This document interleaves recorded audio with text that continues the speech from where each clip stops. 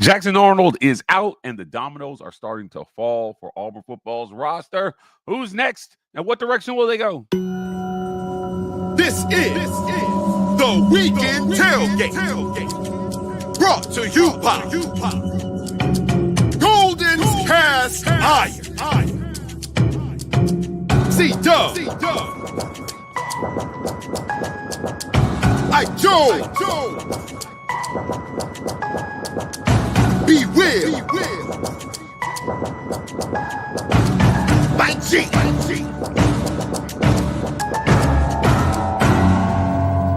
You are now listening to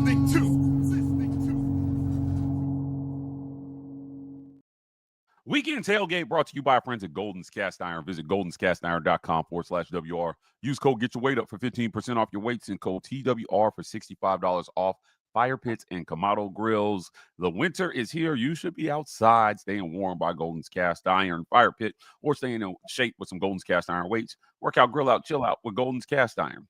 Do us a favor, guys, and sign up as a patron. You guys have been signing up in droves. We want to see that continue until the 1st of January. So $5.99 a month will get you there. Special access to live streams, office hours, or film reviews. We got it all for you behind that paywall.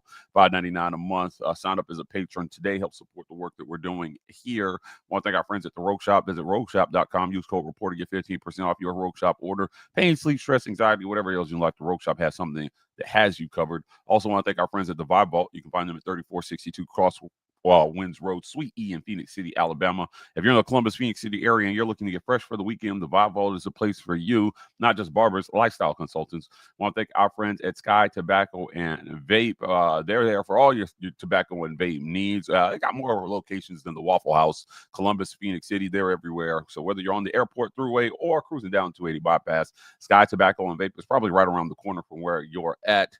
Sky Tobacco and Vape, great deals and prices so good, you'll probably think they misprinted the prices. Sky Tobacco and Vape, we appreciate them for sponsoring this segment. Check us out on podcast. We're there, all the podcast platforms with the Auburn Express, Uptempo, College Loop, and Just a Sec pods, bringing you lots of great audio-only content. If you want to listen to your favorite Auburn sports content on the go, whether you're taking the kids to school or maybe just headed to the gym, well, the War Report has you covered with lots of great audio content. So subscribe on podcast wherever you listen to your podcast. We appreciate you guys for sponsoring us over there as well too. Let's jump into our conversation here. Caesar Walker joins me on the show, and we got special guests for the first half of the show here to talk a little Auburn football. Our guy Duke's the Scoop joining the show. Duke, you had a segment that inspired our segment. So great work he's doing over there. Please go subscribe to his channel, Duke's the Scoop on YouTube. The rebuild is happening. First and foremost, news breaking that Jackson Arnold plans to enter the transfer portal. Now, I don't know if this is a shock to anybody. Obviously, Hugh Freeze brought him in. He had some recent comments in an interview with another media member about his Jackson Arnold's time here and things they did not accomplish while he was here. I wanted to get your thoughts real quick before we jump in with Caesar on Jackson Arnold hitting the portal. This is to be expected, but I think this is kind of symbolic of a kind of washing away of the old way of thinking and a new way of thinking on its way in. Yeah, I would agree. Even if, let's say, Hugh Freeze retained his job, I don't think Jackson Arnold would have been back. I just think that it was over. Yeah. That was one of those ones where it was kind of like the marriage never really happened the way it was supposed to. Promises made during the dating phase, and when the matrimony came, it wasn't the same. So I think you told me you was a baller, right? You rented it. But I tell you what though, man, some of that I don't think it was all Jackson Arnold's fault.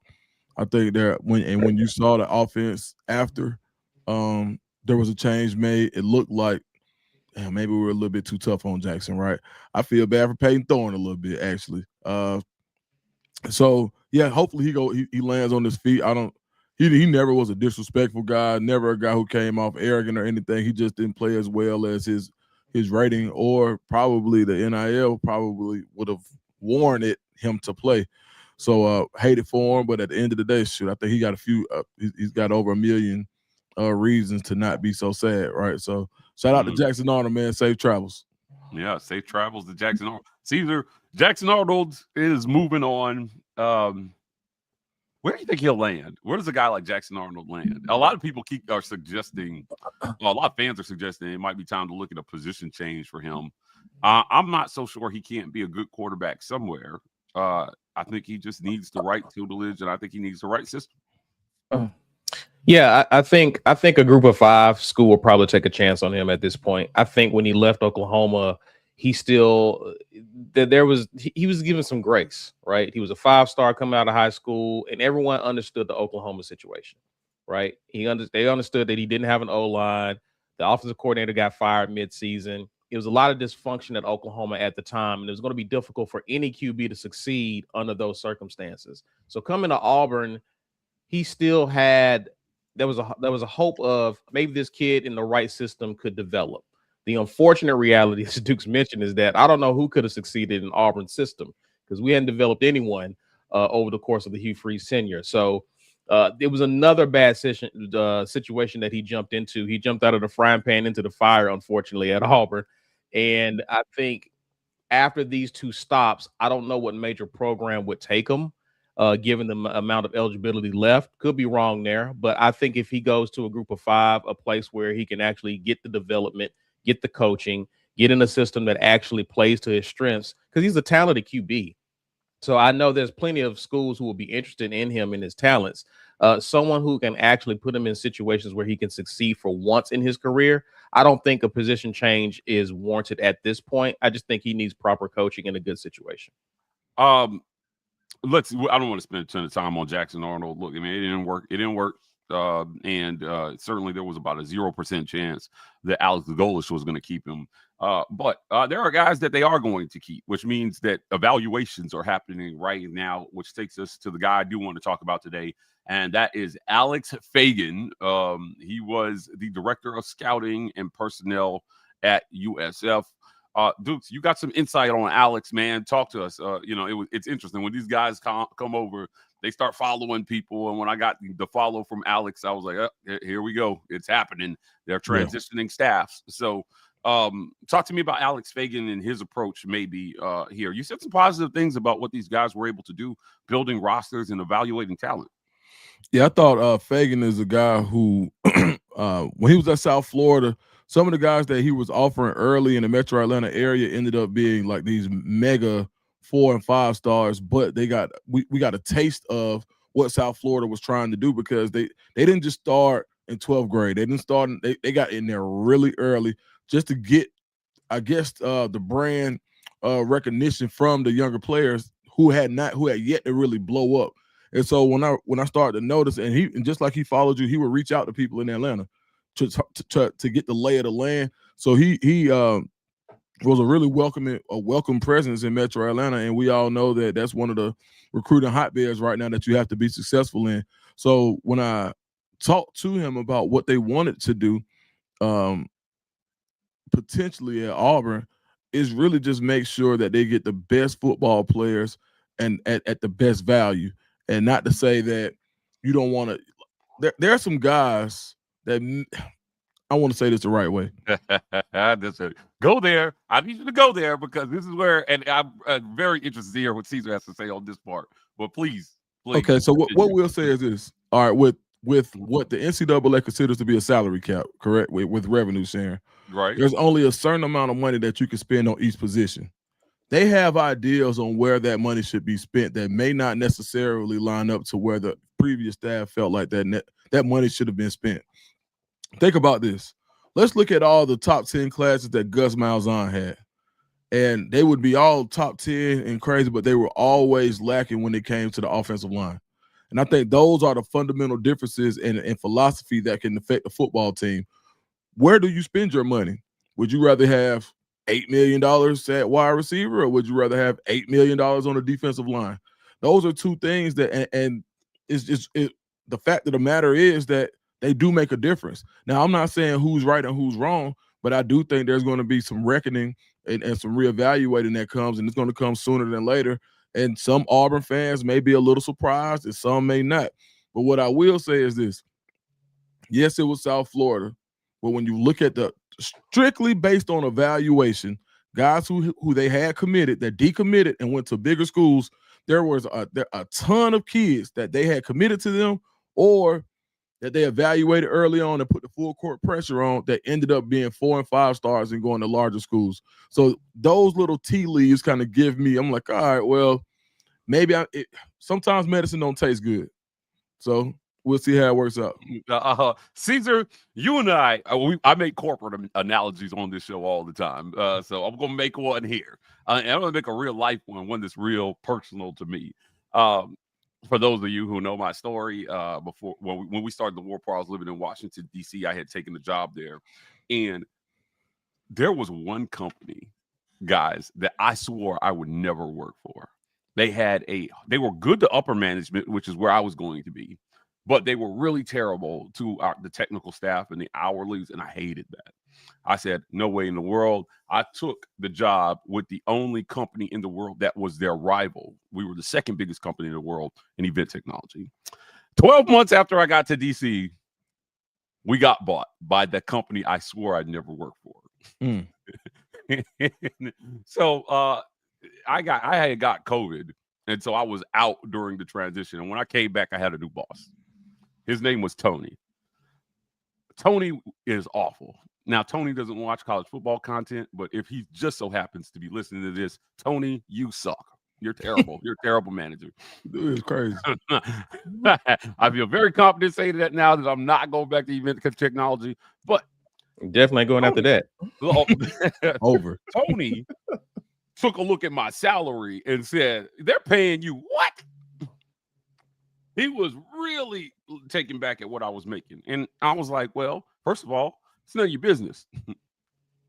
I got that salary before you got here because a lot of people thought I was the best at what I did. They were right.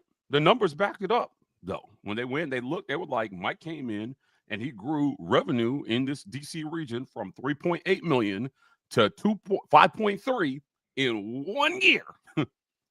We had to clean house on some stuff, but the numbers backed it up. And the client that we had, they weren't going to accept me not being a part of it. But my salary really bothered him. Now, from what Dukes is saying, it sounds like, Caesar, to me, Fagan and Golish have come in and they're like, we're paying these guys what?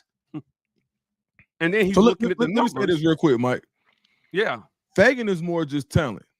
Okay. So his list is going to look different than the list of Andrew Warsaw. So Fagan is more so talent, player evaluation. Okay. Warsaw is the money. Where do we allocate the money for what Fagan says as far as talent goes? So I just want to make sure that's clear so nobody gets it misconstrued, excuse me. How those work together is that if you trust Alex when he says this is your guy, then the money part you look at differently because of how he values those guys. So he comes in and he's evaluating the talent you have on your roster. He says, look, I don't see these guys the same way. Because I think we all agreed that Jackson was somewhere, I think, in the 1.5 range. Mm-hmm. Auburn did not get 1.5 worth of play out of Jackson Arnold. Right. Now, we can argue about whose fault that is and what percentage lies on Jackson, what percentage lies on the staff. But Caesar, I think there are some very uncomfortable conversations coming with some of these guys about where they're at and where this new staff sees them in terms of money, because this is payroll, baby. I fought for mine. I got to think that they're going to fight for theirs. Okay, let me ask let me plead ignorance as is the less informed of the three gentlemen here. Let me ask a question. So obviously Warsaw and Fagan will probably be on the same page moving forward with people who enter the program, whether it be the transfer portal or through high school. Yeah. The issue is guys currently on the roster. Now, some of these guys who got an NIL deal, was it based on their ability or was it based on the fact that you didn't want to lose them over time? Did their NIL NIL deal grow over the course of the 2 seasons that they were here at Auburn? Like, please don't enter the portal. Like, is that what we're looking? Is that part of the nuance here that we're talking about? Some of it is. Some of it is, hey, we get to a point where you want to renegotiate, and it's all right. Well, I've got this amount of suitors. Well, listen, we may be able to pay. We can't pay 100% of what this next team says they want to pay you, but we've got 75%. And you know what? We overpaid by about 40% as a freshman. So let's keep this relationship going. We're willing to do this if you. And you may not have had the production that we wanted, but we believe in you, and we need you to believe in us. That conversation has been had. Okay, let me pause there. That's where I want to go. But go ahead, Mike. Context in. That's how Cam Coleman's meeting went. This past week, Alex Golesh met with Cam Coleman and his family, and they brought in everybody, guys. Everybody was in this motherfucker. Everybody. And I think I was there. Dude, let me tell you, the spirit Everybody of Cam Newton was there to make sure that Cam Coleman understood that Cam Coleman is a priority for them. Yeah. So, they already have evaluated him and said, yeah, this is not even a question. Remember, Cam was one of those ones. When Hugh Freeze got here, it wasn't even a question about whether he was going to start. In the spring, we just knew. And he said it straight up to us in media. He said, look, man, he's going to play. We're not even, you don't even ask me no questions about that because I'm telling you he's going to play. Perry never quite got there. And he was a top 30 guy. Malcolm, they wanted to play, but they kept saying, he's going 200 miles per hour, doing the wrong thing sometimes. By year 2, Malcolm was one of those ones. So I wonder who else is going to get the Cam Coleman treatment. Is there any offensively? I want to stick with the offense here. Dukes, Caesar, who else on offense maybe gets the Cam Coleman treatment when they go to sit down with Alex Golesh and Fagans and Warsaw, and they say, look, man, not only is your deal fair, we're going to pay you more to make sure you don't go anywhere because you weren't used properly. 9. And that's on the staff. 9. Deuce? 9. Yeah, absolutely. You think Deuce is getting that treatment? Okay. Caesar, you think Deuce gets the treatment? Because from what we hear, he's bringing in Byron Brown. Still don't mean this. I mean, again, as I mentioned on the last live, Brown's only here for another year. Deuce got a lot of eligibility left and a high ceiling. So if you see that talent, I'm not mad at that, Dukes. I think of Connor Lew. I think you look at Connor Lew. Because you need some offensive linemen. So I think you have a conversation like that with Connor Lew. I want to talk about offensive line here in a second, but I want to pose the question to the two of you. Is there a number? Because we've gone back and forth about the message that possibly bringing Byron Brown sends to Deuce Knight. I'm still of the opinion that if you bring him in, he's coming here because he knows he's going to start. If you're Byron Brown, you're not going any place where there's a possibility you might sit your last year of college football. You're trying to go pro, you got to get tape. Now, he's got a lot of tape at this level, but if he doesn't go pro and he comes back, it's because assurances were given to him. And I don't care what Alex Golesh says about running a real QB competition. I believe that he is not. I believe that Alex Golesh is honest enough to let Byram know if there is a chance that he might sit behind. You might get beat out by this Deuce kid because he's good. You may not want to come here because I'm going to play the best guy. And if you're going to lose the job in your last year, that's not in your best interest. It's just not. If he had multiple years left to play, then it's a different conversation about competition. With 1 year left to play, you got to go do what's best for you. And if I'm Alex and I brought this kid up, but I got to do right by Auburn and I'm going to play the best guy and I think that he might lose the job, I'm not telling him to come here. Or if he comes, I'm saying, look, man, at your own risk because Deuce is good. On the other end, the question I want to ask, I needed to lay that foundation. is there a number you could put in front of Deuce Knight, or that they might be willing to put in front of Deuce Knight to say, look, we're going to play the best guy. He's coming in, and we want to win now, but we want to make it clear to you that it's him and then you and then whoever, right? Because the financial commitment, I think, speaks to where they rank. We know we have the numbers on what these QBs were making. Jackson Arnold was clearly at the top of the pecking order. The number that he got was a number that it was like the number that Peyton Thorne got. It was like, yeah, you're number one in this room, but you know, it wasn't so huge that they couldn't pivot off of Peyton. I think that's part of the reason why what I don't like about the numbers is that you give these guys so much money, you're stuck with that decision. Maybe longer than you would anticipate. And college fans aren't used to this at this level. So they think, no, he's going to play the best guy. No, guys, the money matters. Once you've given a guy $2 million, the people who forked over the money for that kid want to see that kid on the field. Or I'm not giving you $2 million for the next one.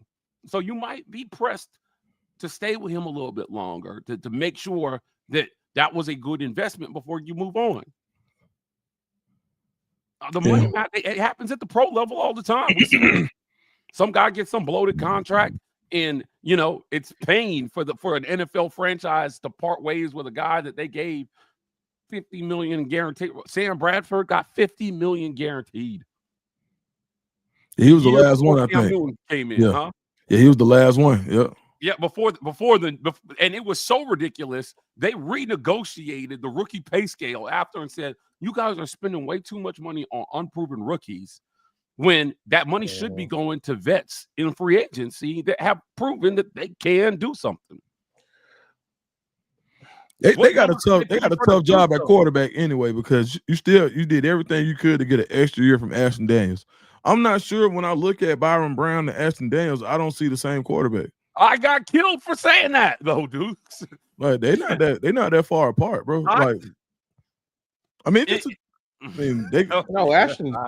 Yeah, I get that. Yeah, Ashton Daniels not. When you look at what Byron Brown was able to do in that offense, the offense is predicated to be able to take deep shots.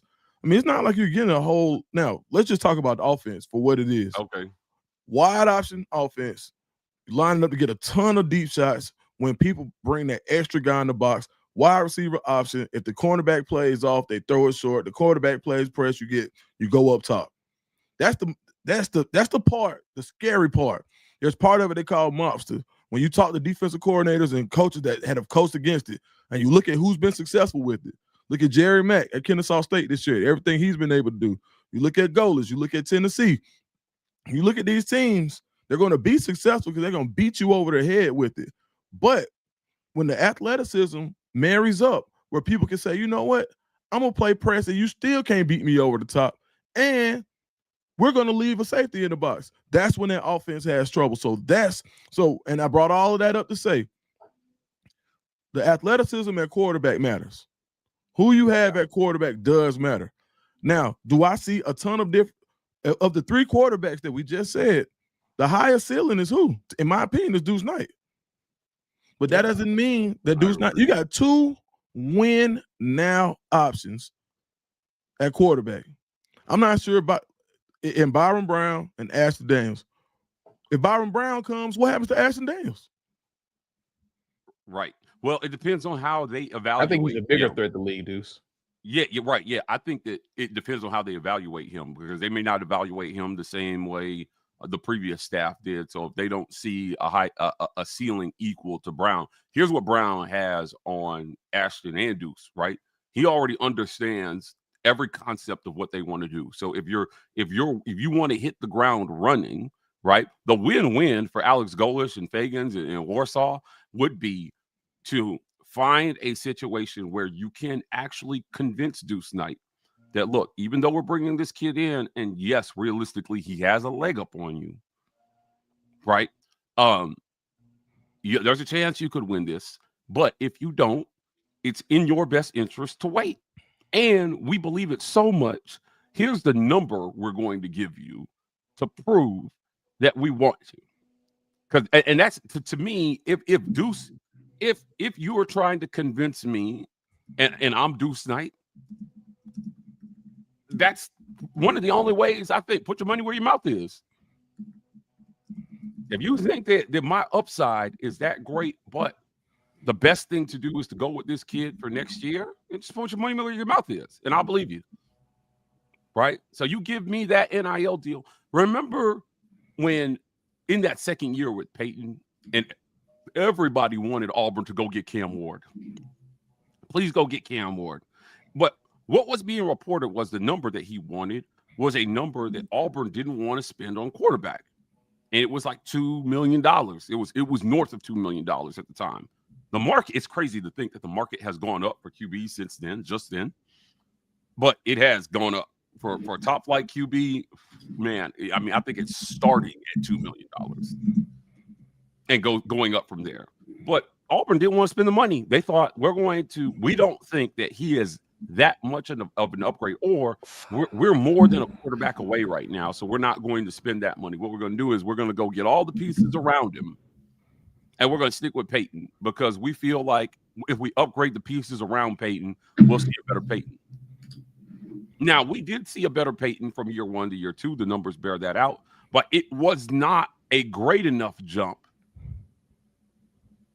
right, to justify most of the money they spend anywhere.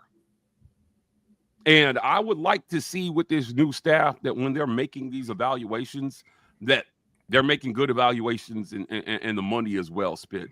We got about 6 minutes before we got to get to the break, and we're going to let Dukes go. I appreciate you jumping on with us today, Dukes. But guys, I don't want to focus on QB because there are other decisions they've got to make as well too. If you're Jeremiah Cobb, you've got to make a decision about whether this new system fits you. I've been told that Alvin Henderson is likely out as well. There's some big name guys in recruiting that bolstered what we were told attracted this coaching staff to the Plains. I'm interested to see how many of those pieces they end up replacing, because if you're replacing the pieces, then it wasn't really the roster that attracted you here, right?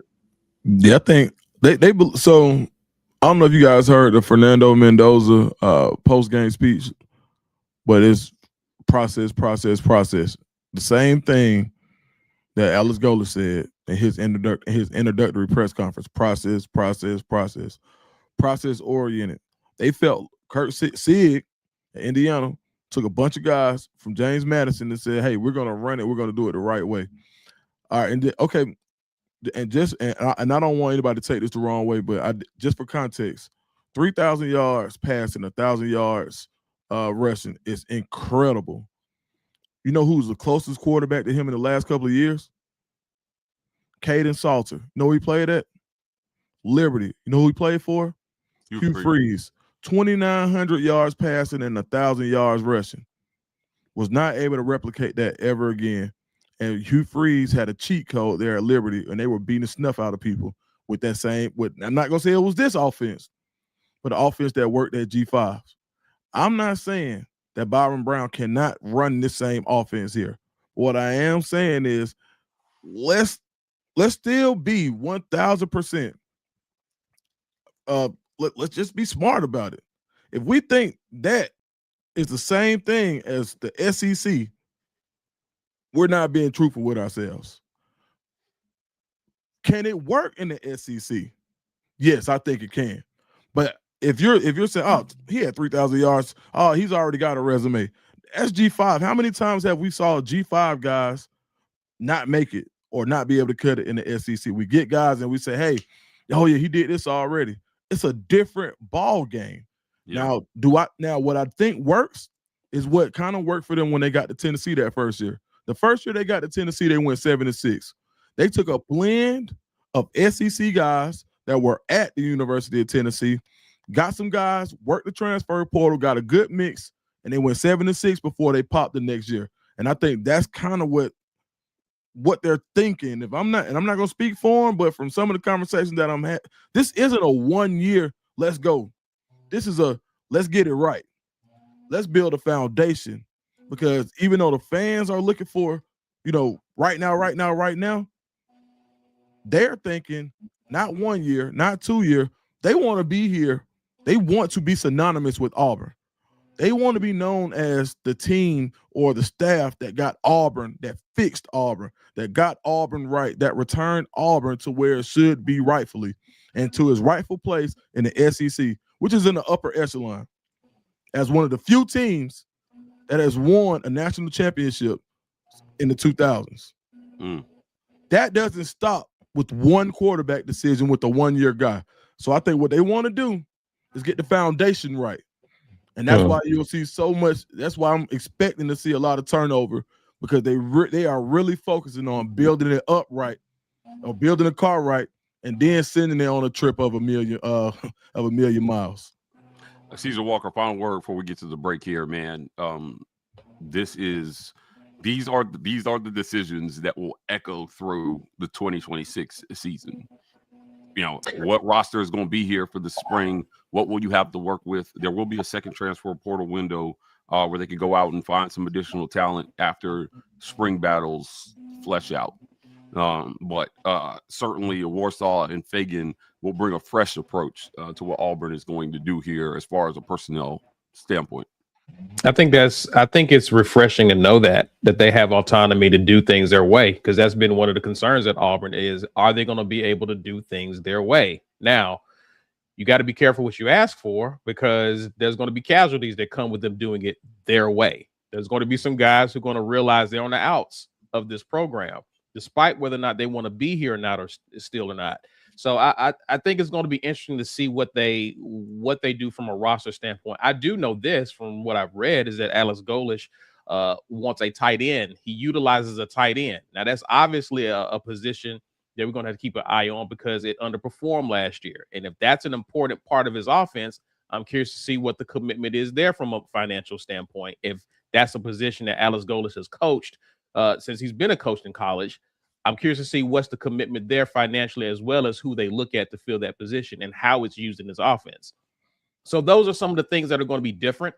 Those are some of the things that I expect to see that's going to be unusual from what we've seen in the past. And again, guys that we have developed an attachment to because they put on an Auburn jersey. We've seen them with stars by their name, and we wanted them to succeed at Auburn.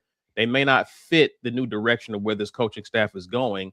And I think if we believe that Auburn has to hire a guy with his process in place that he believes will work because it's worked elsewhere, if we're going to allow that person to do it, then we got to be open to the fact that some of the people that we've been attached to emotionally and wanted to succeed at Auburn may not be here in the years to come. Fantastic conversation, gentlemen. Dukes, I want to thank you for joining us here. I'm going to go on and get you out of here. Before we do, tell people where they can find you. On Instagram and Twitter at Dukes the Scoop, and you can find me on Dukes the Scoop on YouTube. Just put in Dukes the Scoop, you'll find it. Appreciate you guys, man. We'll talk again soon. All right, thanks, Dukes. We appreciate you, brother. We're going to get to the break here, but before we do, guys, YouTube has a new feature that we want to tell you all about. YouTube now has a hype button just for the content you love the most. The War Report is delivering the coverage you count on daily, so smash that hype button to help the channel reach more college sports fans. It's a great way to support our work. Smash that hype button. Smash that hype button and share this on social media. If you're on Twitter right now, do us a favor. Head on over to YouTube and hit subscribe on the channel. It is a much better experience in terms of interacting with us. We're on the other side of the break. We're going to get to your comments, so we want to be able to do that the best we can. Come on over to YouTube for us. Subscribe to the channel. Like I said, subscribe, follow us at the War Report on X and Instagram, TW Report on TikTok. Caesar, we're going to pay some bills, and when we come back, we're going to get to your comments and talk even more personnel with Auburn football. This edition of the War Report is brought to you by our generous sponsors. Golden's Cast Iron. Whether you work out, grill out, or chill out, you deserve the best life possible, and Golden's Cast Iron is here to provide the tools to help you do it. Check them out at goldenscastiron.com. The Rage Room. The Rage Room is a place where anger and stress find their ultimate release. Set up a session today at one of the 2 great locations in Opelika or Birmingham by visiting opelikaRageRoom.com or BirminghamRageRoom.com. As always, want to thank our title sponsor, Golden's Cast Iron. Visit goldenscastiron.com/WR. Use the codes on your screen to get your discount on your Golden's Cast Iron products. Work out, grill out, chill out with Golden's Cast Iron. I want to thank our friends at the Rogue Shop. Visit rogueshop.com. Use code REPORTER to get 15% off your Rogue Shop order. Pain, sleep, stress, anxiety, whatever ails you in life, the Rogue Shop potentially has something that has you covered. If you've got some traditional ailments that could require some non-traditional remedies, well, the Rogue Shop could be the place for you. We appreciate them for sponsoring the segment. I want to thank our friends at the Vibe Vault. You can find them at 3462 Crosswinds Road, Suite E in Phoenix City, Alabama. That's right across the street from Chattahoochee Valley Community College, next to the Renfro Supermarket and the Marco's Pizza. The Vibe Vault, my guy Steve Watkins over there, serving up fresh cuts for the community. They do everything over there. It's a full-service barbershop where you can get your lineup, you can get your fade, you can get your beard trim. He does everything, and he does it with excellence, guys. There's nobody I trust more than the Vibe Vault when I got to get fresh for the weekend. Again, the Vibe Vault, not just barbers, lifestyle consultants. I want to thank our friends at Abel's Iannone, Amore and Associates. That's AIMA. If you're a small business owner, you have a lot on your plate. Growing the business, taking care of employees, and usually what suffers the most are your personal assets. At Abel's Iannone, Amore and Associates, their fiduciary advisors are a resource for business owners to make sure that their personal assets are getting the same required attention they give their business every day. Call AIMA at 912-777-4128. Scan the QR code on your screen or visit AIMA.com to schedule your initial consultation today. The War Report has been compensated by Abel's Iannone, Amore and Associates for this endorsement. Abel's Iannone, Amore and Associates is a SEC registered investment advisor. Registration as an investment advisor does not imply a certain level of skill or training. I want to thank our friends at Sky Tobacco and Vape. Sky Tobacco and Vape here for all your tobacco and vape needs. So whether you're on the airport thruway in Columbus or just cruising down the 280 bypass, they've got more locations in the Waffle House, and they're probably right around the corner from where you're at. Sky Tobacco and Vape, good deals, great prices, and no judgment if you walk in at 10 p.m. wearing your pajama pants. Let's jump back into our conversations here. Great insight from Duke. Again, I can't stress enough. Head on over to his channel and check out the video that they did, that he did on Fagan's and Andrew Warsaw, part of the support staff that Alex Golesh is bringing in to help revamp this roster. So revamping the roster means figuring out who to keep and who to bring in. And, talent evaluation is its own skill set. That's why I'm very, very excited to see, what Fagan's is able to do. You got to be able to get the obvious talent, the five-star talent, the guys that everybody are after. But the NFL is littered with 3 stars that nobody saw coming even at the college level. Guys who are stars, MVPs, all-stars, right? Pro Bowlers, 3 stars in college coming in. So they've got to find those guys. But you mentioned Connor Lew being one of those ones that maybe you're like, hey, let's throw a bag at this guy to make sure that he stays. Caesar, talk to me about that offensive line, man. I'm really excited, and we get this. We do this with every coach because it's been a bugaboo at Auburn for a very, very long time. I would say all offensive line has been better than the last few years, but still not to the level where you would like it to be if you're an Auburn fan. In the better years, Auburn has been gangbusters along the offensive line. They've got to find a way back to that level here if they want to win in the near future. Yeah, I mean, it's not saying a lot that it's been better than it's been because it's reared its ugly head at sometimes in past, especially this past year when Auburn was on the road, Mike. It stood out like a sore thumb. In fact, many people were clamoring for Jake Thornton to be let go because how is this a continuous problem regardless of who's along the offensive line, right? Some of the things we've seen with the false starts, just some of the mental errors that we've seen with the offensive line. They wasn't really void of talent because there were some talented guys along that line. And so to your point, that is something that we did see improvement with when Hugh Freeze got here. But again, the execution at times at critical moments in big games, the offensive line became a liability of sorts, Mike. And hopefully that is something that can be remedied, that not only are you able to provide talent along the line, and again, there's some talented guys. You mentioned Connor Lew. I don't know I haven't checked his evals of what he looks like this upcoming year with his injury. I know that may have set him back. So I'm anticipating him. I don't have any knowledge on the situation, but I'm anticipating him coming back to play another year of college football if the league is where he wants to go. But I'm looking for what they do with the tackles, Mike. That's been another position. I think we've done pretty decently at guard over the past few years, but left tackle has left a lot to be desired. And you thought that you had remedied that with Xavier Chaplin and some of the issues that he had this year. So I'm curious to see how they address the tackles moving forward, Mike, along the offensive line. Yeah, look, it's going to be very, very interesting, I think, to see where Auburn goes from here. This is, again, in year one, you can build a lot of trust, with the fan base and with the money people by just fielding a competent offense, right? And when I say that, I mean Auburn had to reach the depths of hell on offense to arrive at 5 wins. Especially with as good as the defense played at times last year. John Cohen said he said with even a average offense, Hugh Freeze is probably still the coach. Auburn's offense was not average. It was well below average for a while. And then by the time you pulled it together, you had no idea how to put the two together, offense and defense, to finish football games, which is a culture issue to me. They had all the talent to run up 38 on Vandy. Deuce comes in for one game. We see his talent. He scores 6 touchdowns. Probably could have scored 10 if they had just let him run wild. Right. And then in the Iron Bowl, at the end of the game, you had a chance to win it. You had a final drive to win it, but you can't finish because that, to me, is a culture issue, something I can't wait to talk to Hugh Freeze about when we sit down for our one-on-one. Look, man, he's on a press run right now, I think. I'm not in a rush for our interview because I know it's going to be very different than a lot of the interviews he's done already.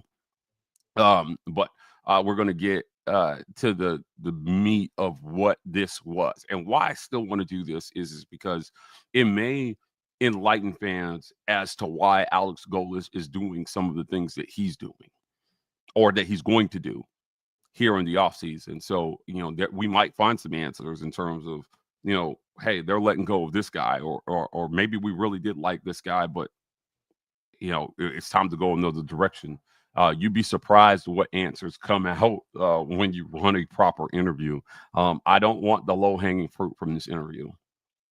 I don't. All that stuff about Jackson Arnold, to me, that's low-hanging fruit. That's low-hanging fruit. What is he going to say? What was he going to say about Jackson Arnold that wasn't going to end up a headline on Twitter? Right. That wasn't going to sound like he was blaming Jackson. Right. Which, by the way, I mean, I haven't seen the interviews, but for all of Hugh Freeze's faults, I would like to think that he wasn't blaming Jackson Arnold. Yeah. I mean, it's the way a lot of people took it. But again, I thought that was low-hanging fruit, right? And there are better questions to ask him that might tell you more about who's on this roster and why maybe even some guys that we are, we feel emotionally tied to might be time to let them go. Is it fixable, right? Yeah, I can't wait to sit down with him and do that. Hugh and I had a pretty good relationship professionally, and so I'm looking forward to that one. Let's get to some supers here, Caesar. We appreciate you guys for joining us. If you're watching this on Twitter, can't stress enough, come on over to YouTube and join the conversation. We need your subscriptions, so we appreciate it. Decan Lee says, "Oh no, Jackson Arnold leaving? You don't say." Yeah, not shocked there. The portal doesn't open, I think, until January the 2nd. There was a rule change about the coach leaving. I was talking to Nathan King about this, and a lot of us thought, hey, once you hire a new coach, the portal's open for these new guys, but they changed the rule, and so there's January a timing 2nd, issue, right, Mike? Yeah, I think so. I believe so.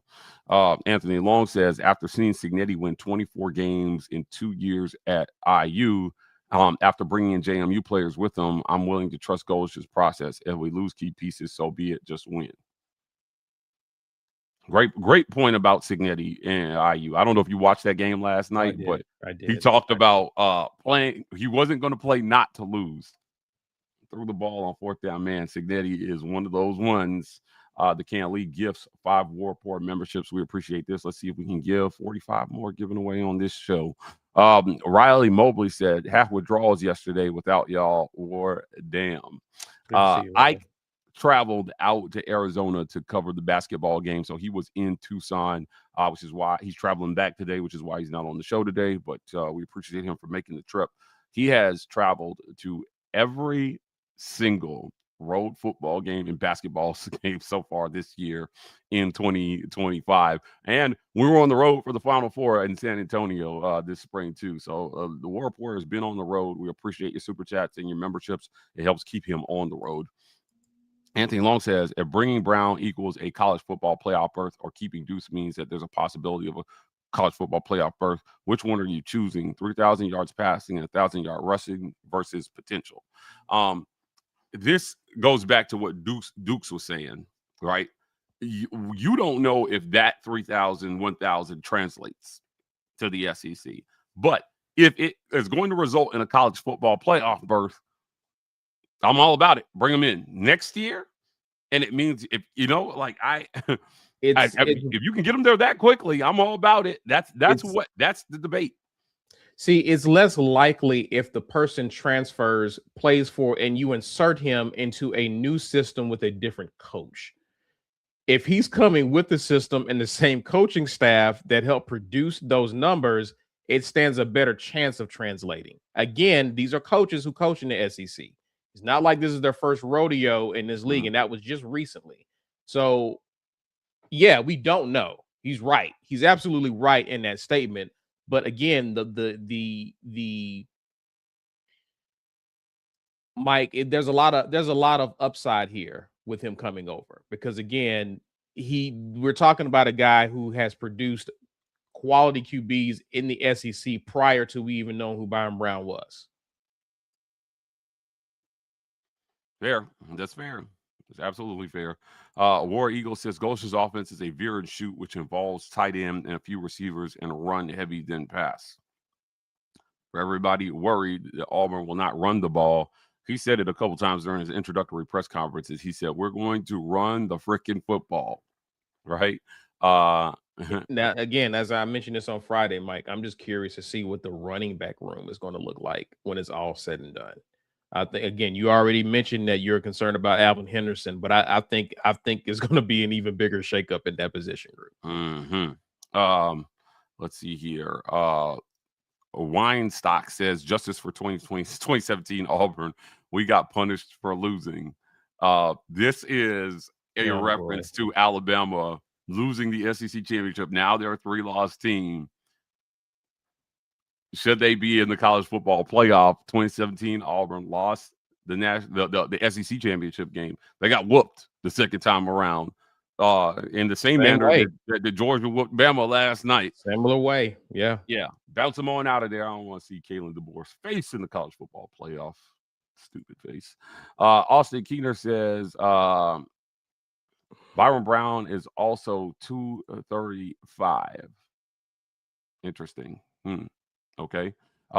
Your mom is says Deuce Knight is better.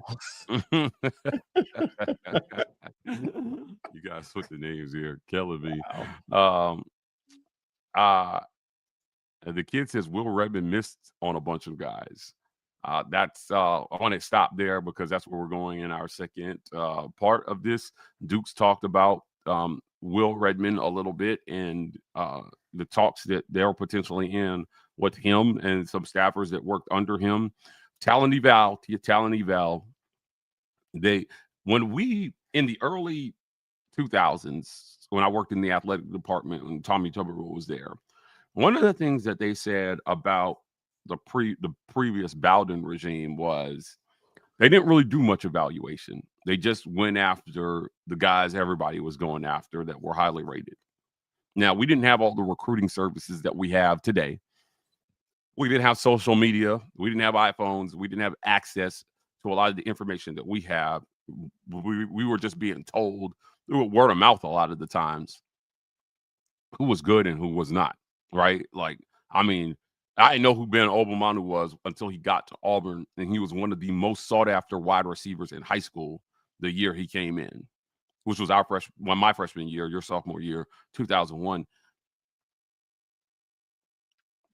I will tell you this, right? There are guys who you just go after.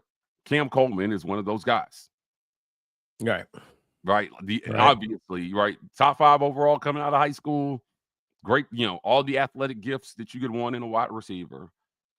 Once you start to get outside that to that like 150 area, 200 area where Malcolm Simmons and Bryce Cain were kind of rated, those guys could go either way. You hit on Malcolm Simmons. Yeah.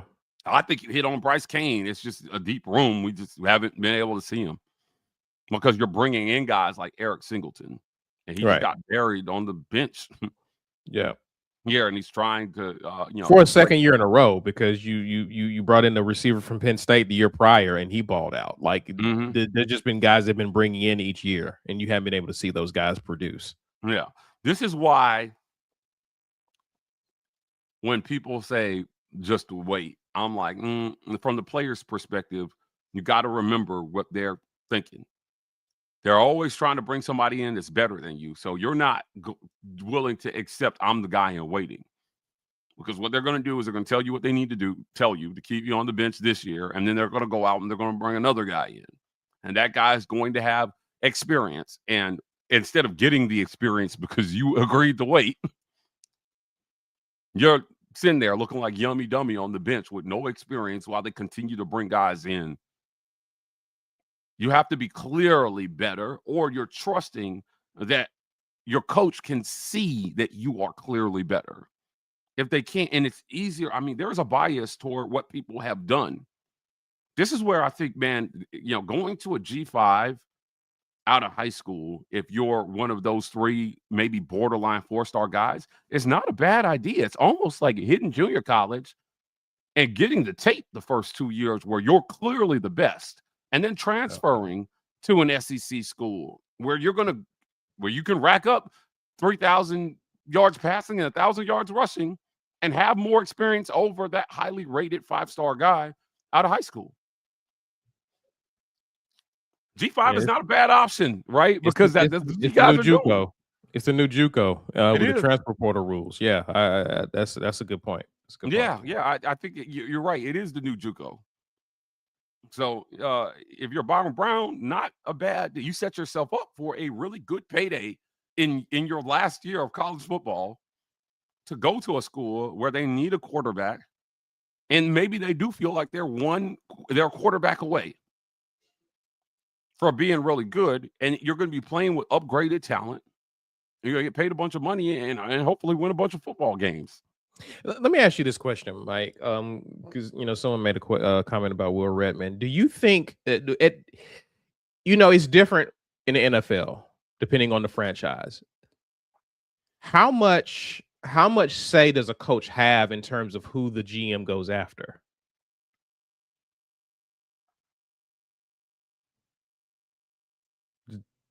Because to me, they're on his staff. Right.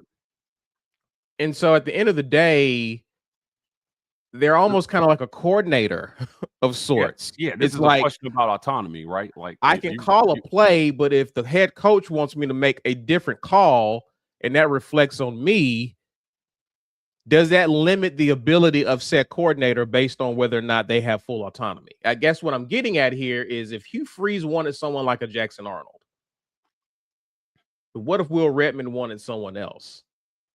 I'm not saying that's the case, but I'm saying when we talk about this whole GM ordeal, I think it's really important that you have someone who's already understands you and understands your system and who flourishes to where they can be given autonomy, but they already understand how you think and what you look for in a player. Does that make sense? Yeah. And I don't know if someone like a Will Redmond I don't know how big of a learning curve that is. Will Redmond is highly regarded, highly respected. He will be fine when it's all said and done. There are a lot of programs that are going to be seeking out Will Redmond. Would have liked for him to have stayed, but I understand that if this guy already has something in place that has worked well for him and has served him well, then Alex Fagan is up. And I'm curious to see what he looks for in some of these players coming out of the portal in high school, Mike. I really am. I'm curious to see that. When Auburn got Cam Newton, it was Trooper Taylor and another coach that went out to blend to watch him play. And they came back and told Gene Chizik, they were like, don't ask us no questions. We need to bring this kid in. We have to have Cam Newton. Yeah, watch him play. And remember, I mean, we all know he committed to Florida out of high school, so it wasn't like he wasn't known on, SEC recruiting boards, but he hadn't done anything at the Power 4 level in college at that point. It's Curtis Looper. Couldn't remember his name. Curtis Looper was the other coach. Yeah. No, those guys went out. He's now at Missouri. Yeah. Like they went out there and they saw Cam play and they were like, Gene trusted those guys and said, all right, that's it. I mean, they were adamant about like, this is the one player we got to get. Yeah. Bring him in. And, we all know how that worked out. I remember hearing stories about the staff at Florida telling Urban Meyer about Tim Tebow. If we don't get this kid, and this was a quote, if we don't get this kid, it's going to set our program back a decade. We got to get Tim Tebow. We got to get Tim Tebow. We know how that worked out for Florida. Heisman's championships, a lot of football games won. And got it right with the next QB and Cam, but he transferred out. Yeah, right. Like they were on a roll. They were on a roll. Yeah, they were going to be you talking about a dynasty. They went from Chris Leak, who won a championship, to Tim Tebow, who won the championship, to potentially Cam Newton. God, like, oh my goodness, they would have been on an epic 5-year run. Yeah, 5-6 year run if he had stayed there. You have to trust those guys. As the head coach, you've got other things to do, and you need guys around you who could. Once they come to you, and when they say we got to have this guy, and you say, all right, go get him, go get me my QB. Will he have those guys around him? Who was the guy around Hugh Freeze that said, Jackson Arnold, I'm telling you, we got to have him. Fire him. I think this QB is better for your system, coach. Right. Who told Hugh Freeze? Or was it Hugh Freeze? Which one of the guys said, oh, Jackson Arnold, this hot fire? Yeah, I mean, just some of the things that we've heard just with offense and defense, Mike, in terms of some of the calls that Hugh Freeze made, that where he kind of inserted himself in some of the decisions that didn't pan out. Right.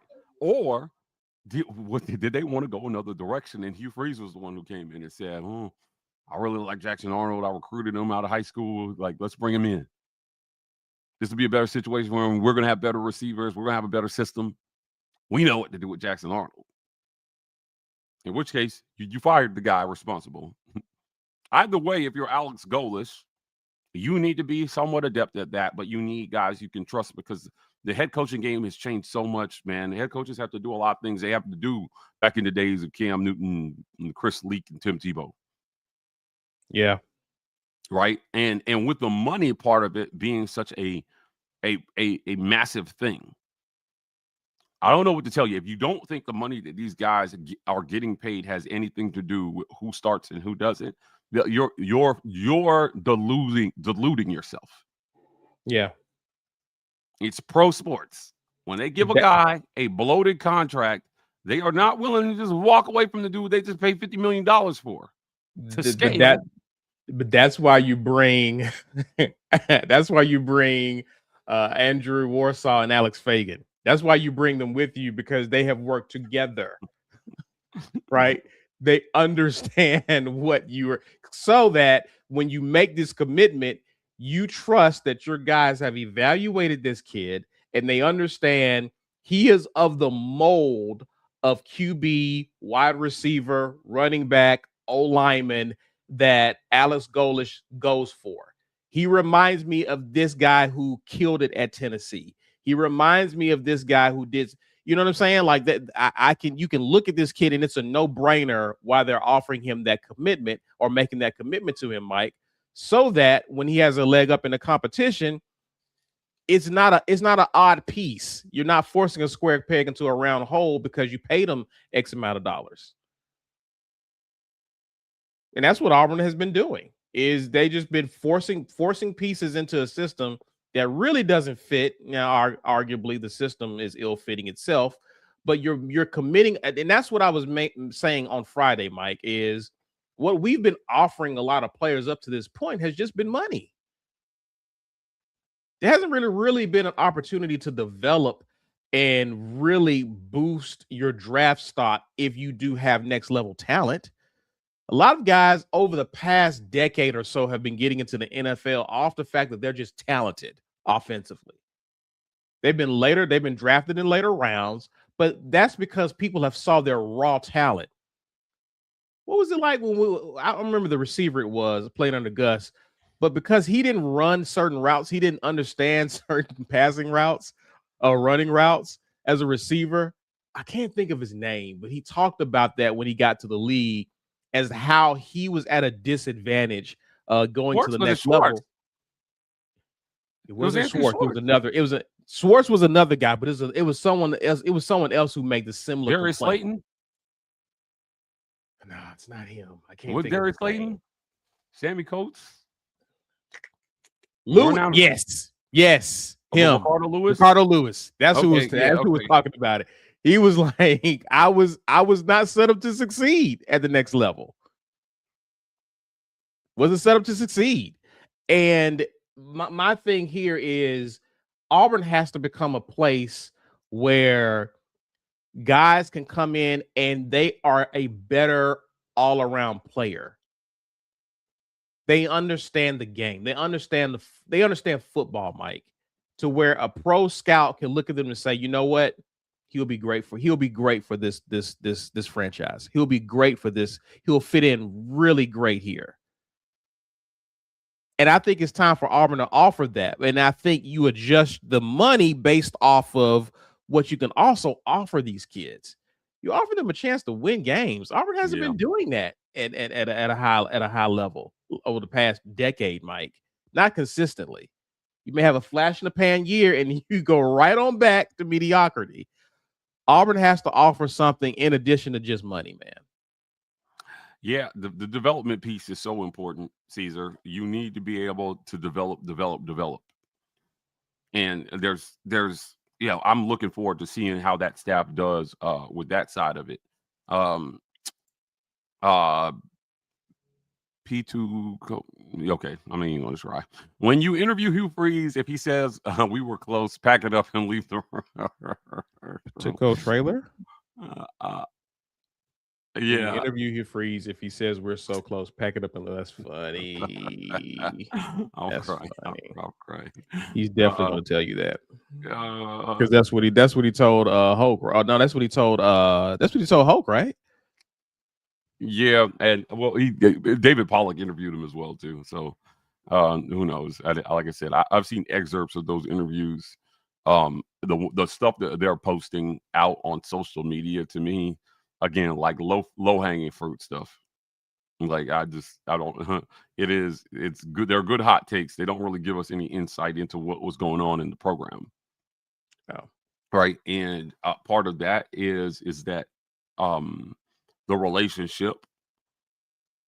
I mean, we spend so much time behind the scenes developing relationships so that when we do these interviews, we can get real answers. But if I don't trust you, then I'm saying the same stuff that I say to everybody in the media. Sure. And it was interesting. After our sit down in May, me and Hugh, he got up from the interview and he said, I thought that went really well. And I said, well, it did. And you answered the questions that a lot of fans wanted to hear the answers to about your system. And, we talked about his health, and we did, some of the other stuff. And certainly we'll talk about that as well, too, because I am praying for him, man. Like, what he's going through. Too many good people I know are getting cancer. And I pray that his health stays in a really good place here. From the last time we talked, which was a couple of weeks ago, he was feeling good. Yeah.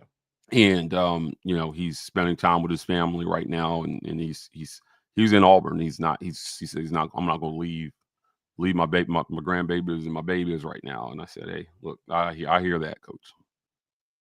Yeah, I mean, I think this is a great time for him to level set and focus on what's important.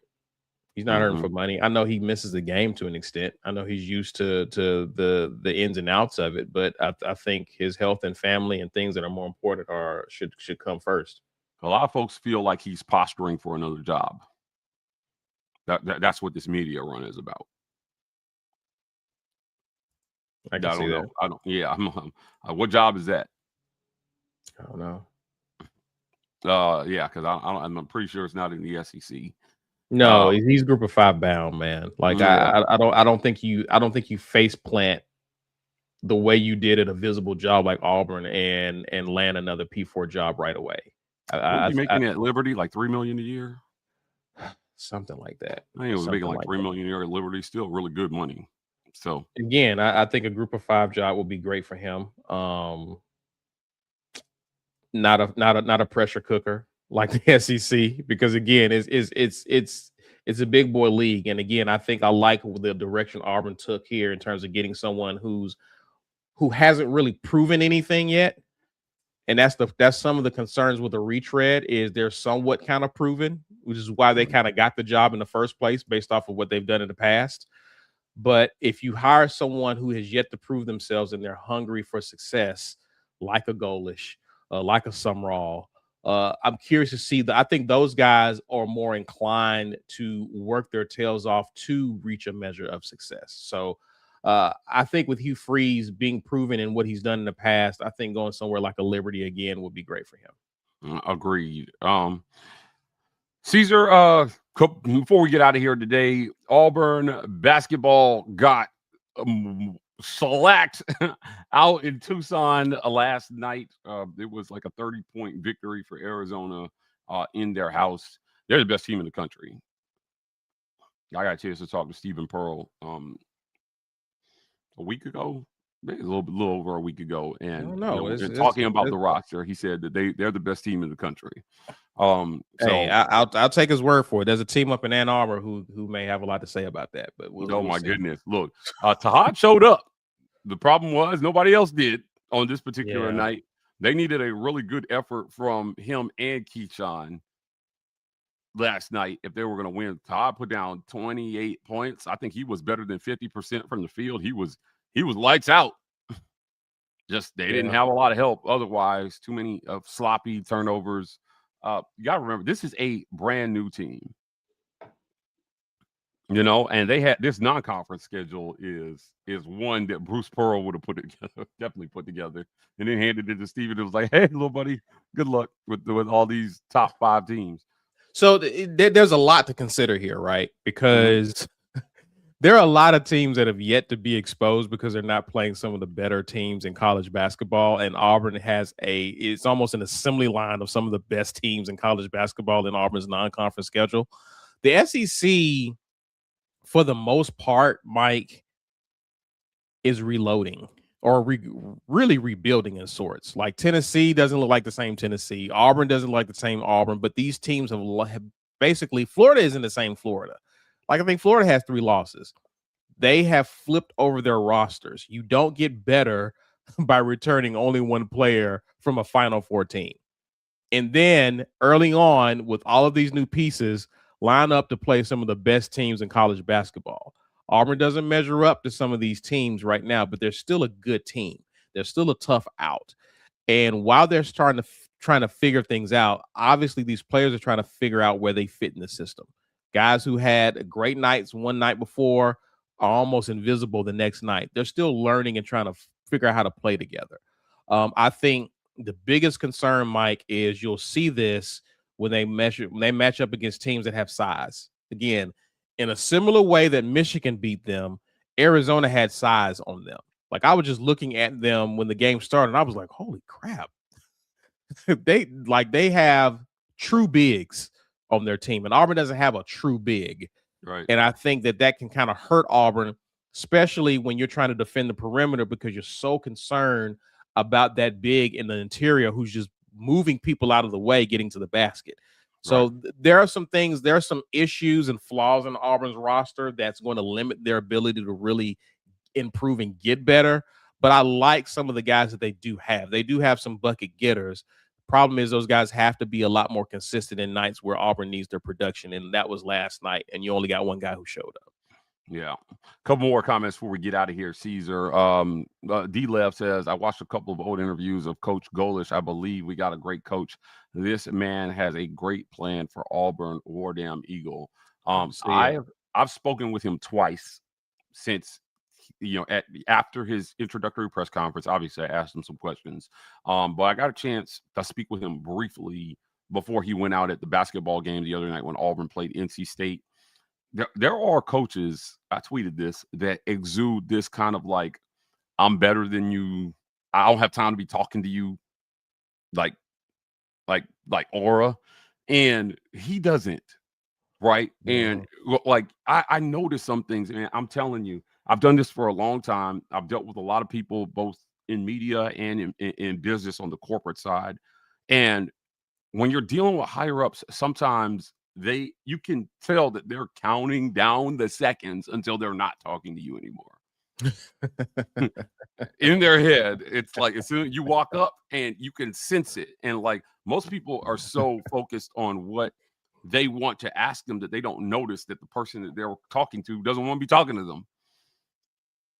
And I'm telling you that at times I could always tell when Hugh Freeze was in that mood, especially after our Monday press conferences.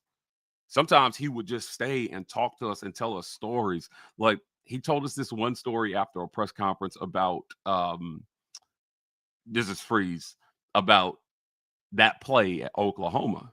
It was something he really wanted to talk about. So he stayed and he talked with us about it. It was me and a couple other reporters up at the podium. And he said that he was telling us about how they reviewed plays that him and Lane Kiffin had run similar to what Oklahoma did with that whole fake go off to the sideline thing, and said, you can't do this. We're going to flag it. He was incensed that they didn't flag it because that was a focus of the offseason at their coaches meeting. Yeah. And so when he was in that kind of mood, I knew like he just felt like he told us some stuff that, again, it was off the record, so I won't repeat what he said to us in some of those moments. But it was very interesting. I could always tell when he was in a good mood. And then when he wasn't, he'd get off that podium and he would fly to the back. He would not, right? Or if you stopped him, you could tell he wasn't in the mood to talk. Yeah. Golish, like I'm telling you, in the two encounters I've had with him, he's very focused on you when you're talking. So let me tell you something. And if he don't want to hear what you got to say, he's doing a great job of hiding it. I like that. I like that in people. I'll be honest too. Do you think losing games also kind of plays a factor in whether or not you want to talk to media? Sure. For sure. Only 100%. So many times you can say we're close, right? I'm just saying. There have been moments where you could just tell that they don't want to. And we go to media days every year, an event built for you to sit down. That's all you're there to do is talk to people. It's media days. And you can tell these coaches don't want to be talking to you. It's like you're here to talk. This is the one thing event designed for you to talk, for conversations. So I'm looking forward to Alex Golish media days. I think that's going to be fun. I can't wait for that. We do the one-on-ones because at media days we sit down with the coach, but they, like, for whatever reason, man, Auburn schedules a bunch of stuff for the coach around media days, recruiting. Like, when Harsin was here, they were like, we got to get on a plane to go recruit. Like, what? You knew when media days was all year, dude. Or they had some event to go to. And I'm like, come on, man. There's no way you're rushing this dude out of here on the one day designed for him to sit down and talk to the media. I don't get it. They book him so tight, and Harsin did not care. He like Kirk was behind Harsin, like, come on, we got to go. And he was just like, no, I'm gonna be here for 10 minutes. And talking to these guys. Now, one thing you got to give Harsin, he would talk. He could talk. Yeah, he would talk. Oh yeah. my goodness. Yeah, I enjoyed sitting down talking to Harsin. Everyone wanted to ask him about scandal or his hot seat or whatever. I remember when he went to the ancillary room, I asked him a question and he looked me straight in my face and said, "Thank you for asking me a football question." I remember that. he just wanted to talk football, man. That was it. War Eagle Steve says Arizona had height and weight, dare I say length and girth. Oh man, we've had some interesting press conferences. Yep. D. Marshall Jones says, if Auburn got a solid big, would Bruce have stayed, or was he gone no matter what? I can't answer that question. I think that he was gone no matter what. It's just my opinion. Auburn basketball is going to be all right under Steve Pearl, guys. I think that you got to give you. This is a really tough schedule. These are really tough teams, and they've got really good players, and they're going to figure it out. I think they're going to figure it out. So, look, man, I don't want to excuse them getting beat by 30 by anybody, but certainly they've got talent, and what matters is the run that they make in March. And figure it out now. Take your lumps now before SEC play, and go into conference play and contend for that regular season crown. I think they have just as good a shot as anybody. I like Lisa Wise's comment here. So it's not saying Steven is not able, but the player leaders on the leaders on this team need to address the toughness or lack thereof. In other words, the leaders need to step up. Exactly. Yeah. Great comment by Lisa. And we hear coaches talk about this all the time, Caesar. Player-led teams are the best teams. Teams where players step up and they take control. Tahad's young. He's a true sophomore, but he's got more experience than most guys have. Yeah, playing a whole season, making a run to the Final Four. He's got experiences that most players don't have. You've got to be able to take that and exude some leadership here. If you're Tahad, Keyshawn Hall, he's played a lot of basketball for a lot of different schools. He's got to step up and figure out how to have his voice on this team and be a leader as well, too. So great comment by Lisa. Let's go on and get out of here. Caesar, I want to thank everybody for joining today's show. It's brought to you by our title sponsor, Golden's Cast Iron. Visit goldenscastiron.com/WR. Use code Get Your Weight Up for 15% off your weights and code TWR for $65 off fire pits and Kamado grills. Work out, grill out, chill out with Golden's Cast Iron. Guys, join as a patron member. $5.99 a month will get you there. We appreciate all our patrons for giving us what are really micro sponsorships of our channel. Ike has been on the road a lot this year for the War Report. We appreciate him for doing the dirty work. We have to be in those rooms because come tournament time, they are credentialing the organizations that cover all year, particularly on the road. So it's important work for us that he's on the road. You can help keep him on the road by signing up for a membership. Let's go on and get out of here. Share this video on social media at The War Report, hashtag Get Your Weight Up. If you're watching this on Twitter, do us a favor, come on over to YouTube and hit like and subscribe on the channel. 2,000 people watching us between all the social media platforms. We want that number to go up, man. These live streams have been crazy. Like, we've had 20,000 people on a live stream, depending on the news, 5, 10, 14, 15, all over the place. So on the lower side today, but we appreciate every single person that always got a coach now. Always got a coach now. Everyone's good. Moving on, I guess. Oh boy, but let me tell you, when that portal opens, there will be plenty to talk about. Welcome back. So we expect that you guys will be joining us. We're going to be on it. Watch out for our emergency lives, guys. We've added. If you've been watching us for a while, we do our lives on Sunday at 2 p.m. Eastern. We have our Wednesday night lives at 8 p.m. Eastern. That's going to be fluid because of basketball season. When we have Wednesday night games, sometimes we don't want to compete with the game depending on the time of the game. We've had a lot of 8 and 9 p.m. starts. Caesar, I hate it. I'm going, but boy, I'm telling you, like, they're so late. I haven't been able to stay for the post-game press conferences that are like at 1 a.m. Eastern. Right. Beyond that, we have added a Friday night live where it'll either be me and Caesar or we'll bring on a special guest. You guys have been flooding the Friday Night Lives, has done so well. I think we're going to try to keep that going through the off season as long as you guys continue to join. So hit a thumbs up here. Let us know that you like that Friday Night Live. Drop us a Friday Night Live FNL in the comment section if you want the Friday Night Lives to continue. Follow us on X and Instagram at The War Report, the TW Report on TikTok. Let's go on and get out of here. But guys, amplify our message. We are working hard for you guys here at The War Report. We're signing off, and as always, War Eagle.